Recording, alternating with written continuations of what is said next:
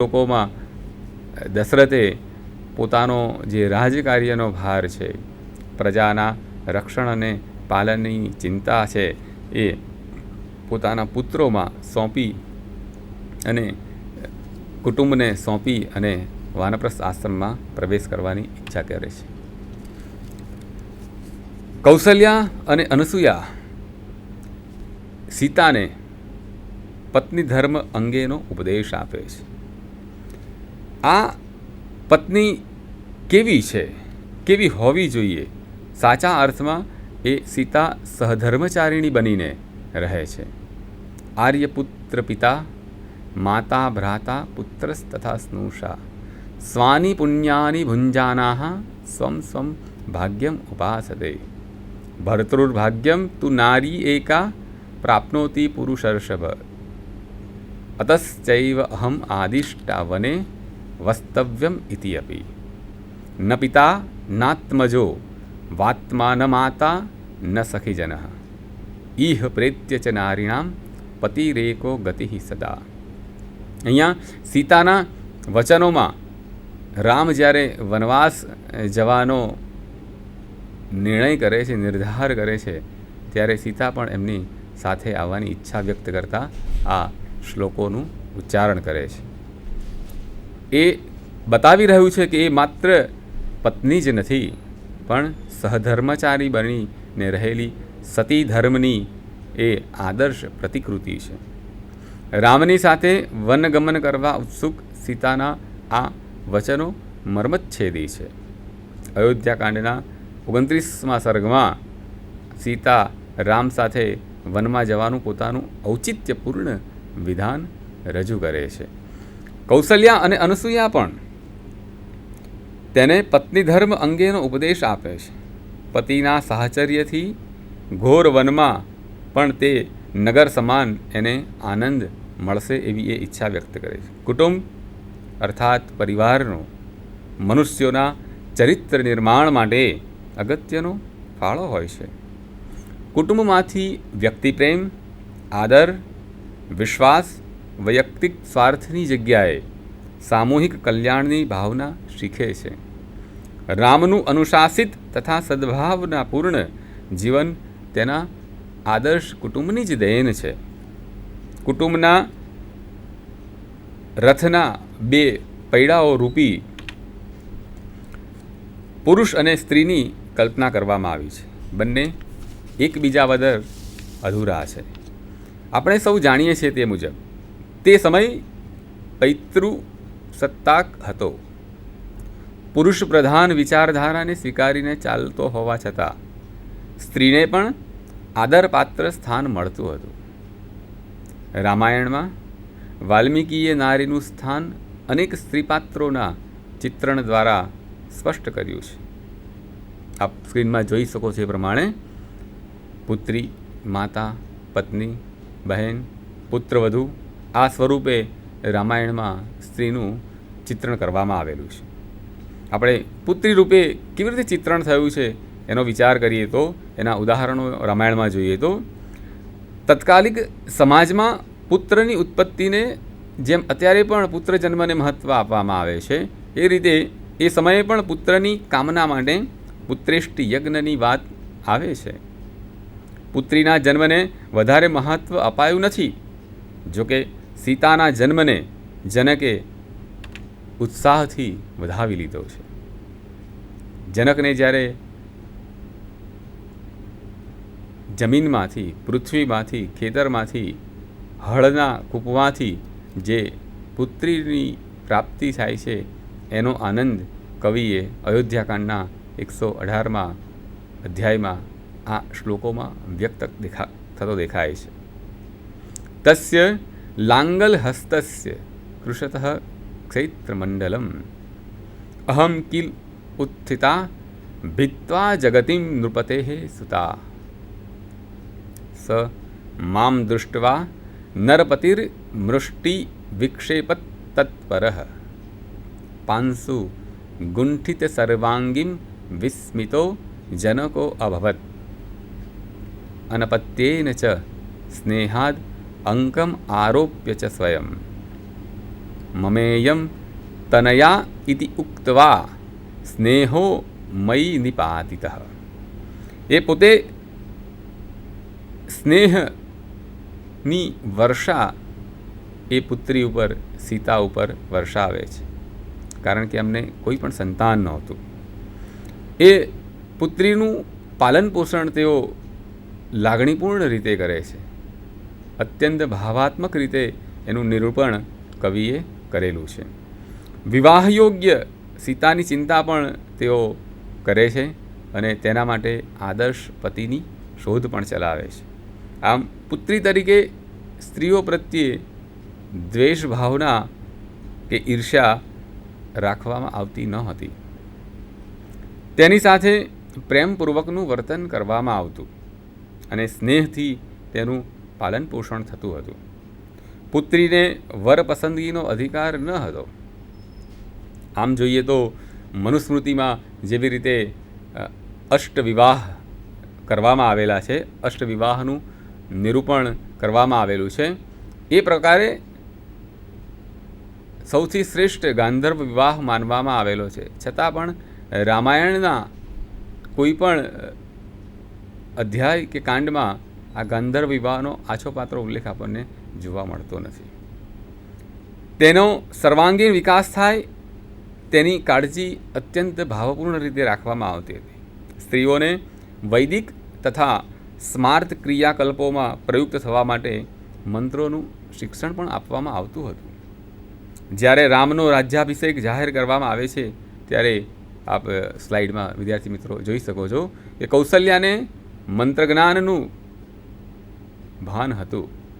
તેઓ મંત્રજ્ઞાન કરતી વખતે પ્રાણાયામ દ્વારા નારાયણની આરાધના કરતા હતા. તે હંમેશા રેશમી વસ્ત્ર પહેરીને વ્રતપરાયણ બનતા હતા. આ પ્રકારના શિક્ષણો માટે સ્ત્રીઓને ઉપનયન સંસ્કાર પણ થતા હશે એવું નકારી ન શકાય, કારણ કે ત્યારબાદ જ વૈદિક મંત્રપાઠ થઈ શકતો હતો. અયોધ્યાકાંડના 20મા શ્લોકમાં આપ જોઈ શકો છો કે કૌશલ્યા એ મંત્રનું ગાન કેવી રીતે કરતા હતા. સા ક્ષૌમ વસના હૃષ્ટા નિત્યમ વ્રતપરાયણા અગ્નિમ જુહોતિ સ્મ તદા મંત્રવત કૃત મંગલમ. આ રીતે તેઓ નારાયણની ઉપાસના કરતા હતા. સીતા પણ પિતાના ઘેર અનેક ઋષિઓના સંપર્કમાં આવીને અનેક શાસ્ત્રોમાં પારંગત બની હશે, કારણ કે સીતાના પૌરાણિક જ્ઞાનનો ઉલ્લેખ આપણને જોવા મળે છે. સત્યવાન સાવિત્રીની કથા અંગેની જાણકારી સીતાને છે. રાજકીય પરિસ્થિતિઓમાં પણ તે સહકાર અને સલાહ આપતી. માતા પિતા તેને સાસરે કોની સાથે કેવો વ્યવહાર કરવો તેનો ઉપદેશ આપે છે. કૌશલ્યાએ સીતાને આવો ઉપદેશ આપ્યો છે અયોધ્યાકાંડના 118મા અધ્યાયના આ 7મા શ્લોકમાં. આગચ્છન્ત્યાહ ચ વિજનમ વનેમ એવમ ભયાવહમ સમાહિતમ હિ મે સસ્રવા હૃદય યત સ્થિરમ મમ. પુત્રીઓને સૈન્યની તાલીમ આપવામાં આવતી હશે એ નિર્વિવાદ લાગે છે, કારણ કે તેનું ઉત્તમ ઉદાહરણ કૈકેયી છે, જે દેવાસુર સંગ્રામમાં પતિની સાથે રહેતી હતી અને પતિ જ્યારે મૂર્છિત થાય છે ત્યારે રથ હંકારીને તેઓને યુદ્ધભૂમિથી દૂર લઈ જાય છે અને આ રીતે પોતાના પતિના પ્રાણોની રક્ષા કરે છે. પત્ની તરીકે એના ઉલ્લેખો આપણે જોઈએ તો સ્ત્રીના જીવનનું સૌથી અગત્યનું સ્થાન પત્ની તરીકેનું છે. પત્ની કેવી હોવી જોઈએ એના આદર્શ લક્ષણો આપણને મનુસ્મૃતિમાં મળે છે, પણ એ લક્ષણો ચરિતાર્થ થતાં આપણને રામાયણમાં જોવા મળે છે. સ્ત્રીના જીવનનું સૌથી અગત્યનું સ્થાન પત્ની તરીકેનું છે. કૈકેયીને છોડીને દરેક સ્ત્રી પોતાનો આ પત્ની તરીકેનો ધર્મ નિભાવતી હતી. તે કૌશલ્યા હોય, સીતા હોય, ઉર્મિલા હોય કે સુમિત્રા હોય, પત્નીની કોઈ પણ અવસ્થામાં સાથે જ રહેવું એ તેનો ધર્મ ગણાતો. પતિવ્રતા સાધ્વી સ્ત્રીઓના ઉદાહરણ રામાયણમાં અનેક સ્થળે આપણને જોવા મળે છે, પરિલક્ષિત થતા જોવા મળે છે. ઇન્દ્રાણી, ઇન્દ્રની પત્ની શચી, મંદોદરી, રોહિણી, દમયંતી વગેરે. અયોધ્યાકાંડના 118મા અધ્યાયમાં આ જ ઉપદેશ અનુસૂયા સીતાને આપે છે. સ્ત્રીનું બીજું અગત્યનું પાસું છે એ માતૃત્વ છે. પુત્રી, પત્ની, ત્યારબાદ કુટુંબ જીવનને આદર્શ કુટુંબ બનાવવા માટેનો સૌથી મહત્ત્વનો જે ફાળો હોય છે એ માતાનો હોય છે. માતા કેવી રીતે પોતાના કુટુંબને સમર્થ બનાવે છે, પોતાના કુટુંબ માટે બલિદાન આપે છે, ત્યાગ આપે છે, સંસ્કારોનું પોતાના બાળકોમાં સિંચન કરે છે. કારણ કે માતા એ જ સમગ્ર કુટુંબનો આધાર હોય છે. પત્ની તરીકેની ફરજ નિભાવતી સ્ત્રીનો સંપૂર્ણ વિકાસ માતૃત્વથી જ થાય છે. પોતાના અંગોથી અને હૃદયથી એક નવીન પ્રાણયુક્ત સૃષ્ટિનું સર્જન કરવું એ નારી માટે પોતાના અસ્તિત્વને સાકાર કરનારું કાર્ય છે. પત્ની પોતાના પતિને જ પુનર્જન્મ આપે છે. માતૃત્વ ધારણ કરનારી નારીનો પણ એ પુનર્જન્મ જ છે. આથી જ તેને જનનીની ઉપમા અપાઈ છે. અયોધ્યાકાંડમાં કૌશલ્યાનું માતૃત્વ, ઉત્તરકાંડમાં સીતાનું માતૃત્વ જાગૃત કરી બતાવ્યું છે. રામને વનમાં જતા જોઈને કૌશલ્યા એક વાછરડું દોડતું હોય એની પાછળ દોડતી ગાયની જેમ દોડી જાય છે. રામને રોકવાનો અથાગ પ્રયત્ન કરે છે. આ રામને રોકવાનો પ્રયત્ન જ્યારે એનો નિષ્ફળ જાય છે ત્યારે એ રામને વનમાં કોઈ પણ પ્રકારનું નુકસાન ના થાય, વનમાં કોઈ પણ પ્રકારના દુઃખ ન આવે એ માટે અયોધ્યામાં રહીને પણ એ અનુષ્ઠાન કરે છે. આ માતાનું શાશ્વત સ્વરૂપ છે, લાગણીશીલ સ્વરૂપ છે. ગુજરાતીમાં પણ કહેવાય છે ને કે કુપુત્રો જાય ક્વચિતપી કુમાતા ન જાય. બાળક ક્યારે પણ કુબાળક બને છે, માતા ક્યારેય કુમાતા બનતી નથી. એવી રીતે કૌશલ્યાએ પણ પોતાના પુત્રને વનમાં કોઈ પણ પ્રકારનું દુઃખ ન પડે એ માટે ઉપવાસ અને અનુષ્ઠાન કર્યા છે. માતા તરીકે કૈકેયીનું નિરૂપણ પણ વાલ્મીકીએ યોગ્ય રીતે જ કરેલું છે.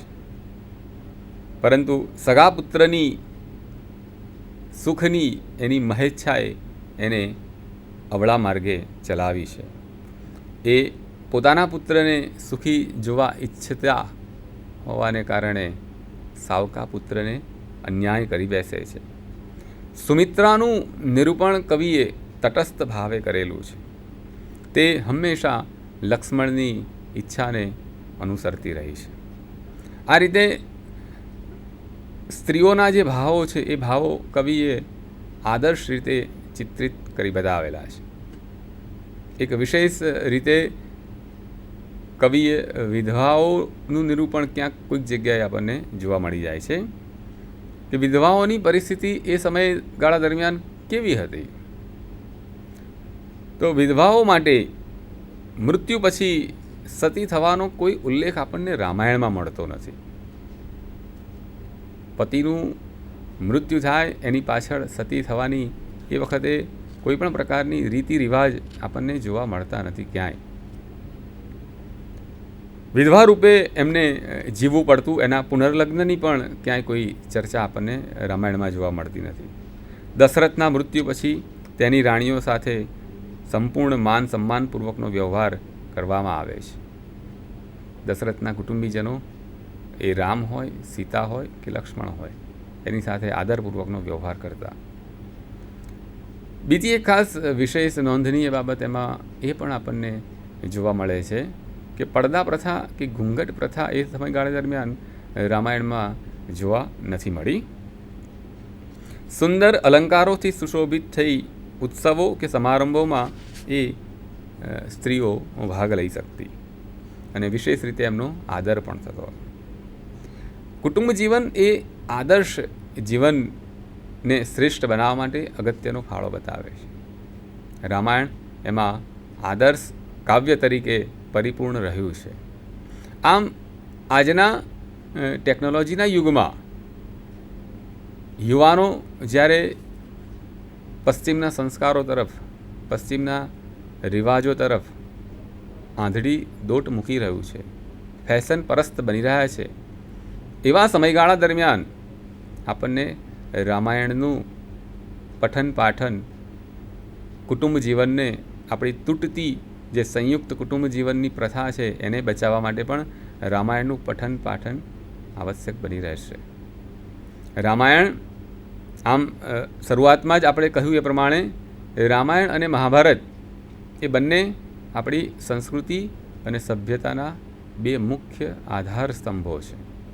આ આધાર સ્તંભમાં ખાસ વિશેષ રામાયણ મહત્ત્વનું બને છે, કારણ કે એવું પણ કહેવાયું છે, રામાદિવત વર્તિતવ્યમ ન રાવણાદિવત વર્તિતવ્યમ.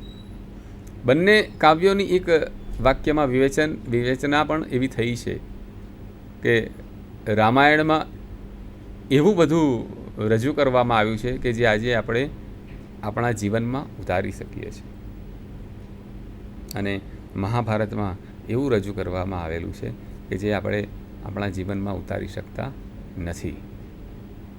એટલે રામાયણ રામના જીવન, સેવકના આદર્શ લક્ષણો, પત્ની પ્રત્યેના ભાવો, સંતાનો પ્રત્યેના ભાવો, લાગણીના ભાવો, એ બધા જ ભાવો આપણને રામાયણમાં પદે પદે જોવા મળે છે. એટલે આજના યુવાનો જો રામાયણના આ આદર્શોને પોતાના જીવનમાં સાર્થક કરશે તો અવશ્ય આપણને રામાયણકાલીન કુટુંબની કલ્પના કરવા માટેની તક મળશે અને જીવવા માટેની પણ તક મળશે. જ્યારે આપણે રામાયણ વાંચતા હોઈએ છીએ ત્યારે ખાસ વિશેષતઃ રામાયણના આવા ભાવોને આપણે પસંદ કરતા હોઈએ છીએ. રામાયણની કથા એ માત્ર મનુષ્ય, વાનર કે રાક્ષસ